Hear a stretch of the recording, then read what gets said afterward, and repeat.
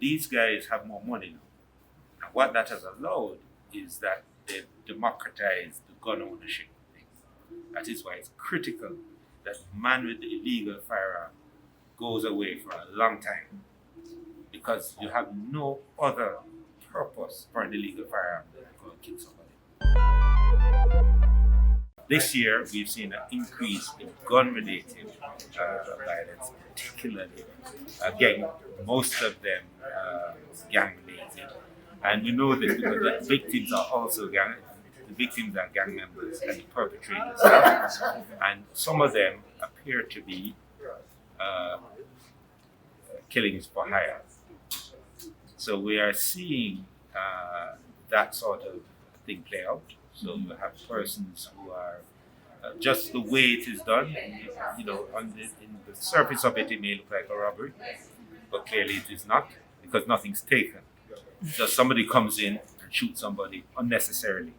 When you see that sort of thing, if you can't find the grudge immediately, there is some reason why somebody has hired somebody to do this. And so when we go on a scene, largely our officers are pretty experienced, and they're experienced largely because they have a caseload. Every detective has a caseload so far beyond their counterparts that they become experienced. So they go on a scene and they right away things don't make sense to them. They start to look wider than just the obvious thing that is in front of them. And so that's why we are actually solving a lot. As you know, we have put a lot of the gang leaders behind bars, but some of them are still communicating from prison, ordering, or from abroad. A number of them have left the country. And if you're tracking that as a reporter, you'll start to, if you follow that, it will probably make for an interesting story for you to look at how many of these gangsters that have gone abroad, but they're still influencing, still trying to finance their gangs. Okay, as you mentioned that. And by the way, 92% this year has been by gun. Okay, in terms of intelligence gathering and the force, what's the ratio in terms of setting aside dedicated members versus boots on the ground? Okay, so remember, so there are significant intelligence assets out there. So it's not just a straight ratio, because we have intelligence assets that aren't even known in the force or to the force. So our intelligence network is widespread. However, each policeman out there is also somebody who gathers information. When that information is shared, it creates a picture. So it's quite often that a police officer will know who did something reasonably quickly. Now, the trick then is to move that from information or intelligence into evidence. Now, evidence, of course, requires either something forensic or some first-person affidavit. We rely heavily in our legal system on first-person affidavit, and then strengthen that significantly with forensic information and forensic evidence. So that's how it works. So make no mistake about it. The reason why these guys are behind bars, the reason why we know who to go for, is because of intel. The evidential bit is a little more challenging, and just the sheer volume creates a difficulty for detectives. Now, detectives, and one of them was at a forum that we held here the other day, a corporal out of Montego Bay. He had, in 2017, which of course was a very high year for homicides, I think it was at 1,600 plus for the year. He had 26 murder cases himself to do. Our counterparts in other jurisdictions have 5 detectives on each murder. He had 26. He cleared up 13 of them. So that is a high performer. 50% of that, with 13 actual murders, more than one a month, plus his other cases, is a high performer. And so the challenge, if you get a case today, you get a statement, tomorrow you get another case, you can't be efficient as you would like. So that is just, our reality. So what we have to do, our techniques have to make sure that there are less murder. So what we do, through intelligence, we interrupt about 300 plus attempted murders a year, every year, 3 to 400. So high threes to low fours is what we interrupt every year through intelligence.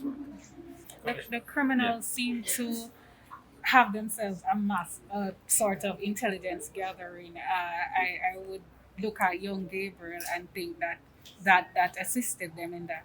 How are you combating that?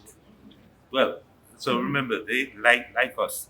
Their interest is to gather as much information to do what they want to do. If you've been following the Clans Gang trial, then there were a lot of revelations there about how they operate.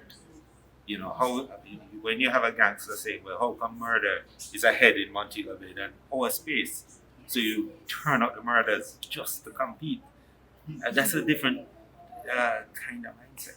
And so the targeting of those persons in terms of for law enforcement and the capturing those persons, putting them in jail is of paramount importance to us. But just removing them from the communities where they wish to kill people is a critical component.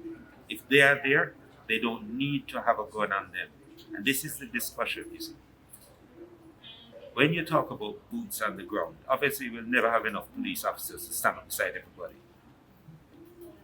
The person in a community, when you have boots on the ground in that community, you may stop a gang from functioning as a gang. It doesn't mean that they're not there. Once they are there, by their very presence, they create fear. Because if you want to give some information to a police officer in that space, that gangster doesn't need to have a gun. All he has to do is walk past you and look at you.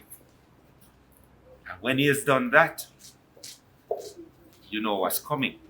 Later, it might not be just now, but you are intimidated.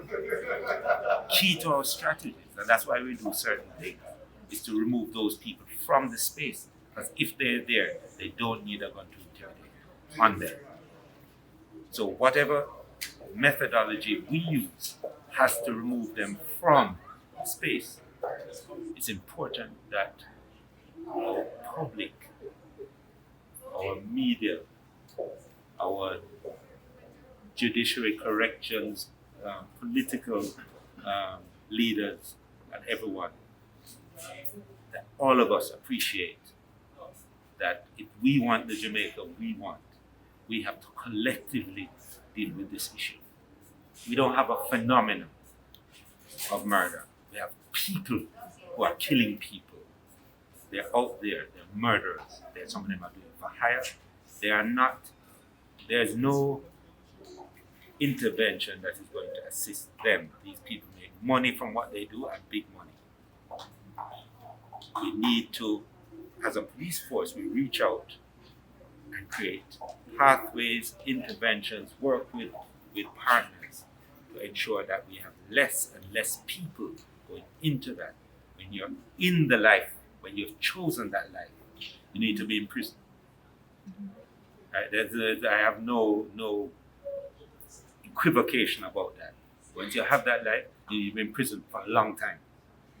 Can't be that you're in prison now and 2 years later I'm putting you back in prison, and then 2 years after that you need to be away. We don't have the luxury of constantly doing the same people, otherwise we won't get the numbers done that we want. So we are going to respond, don't make no mistake about it.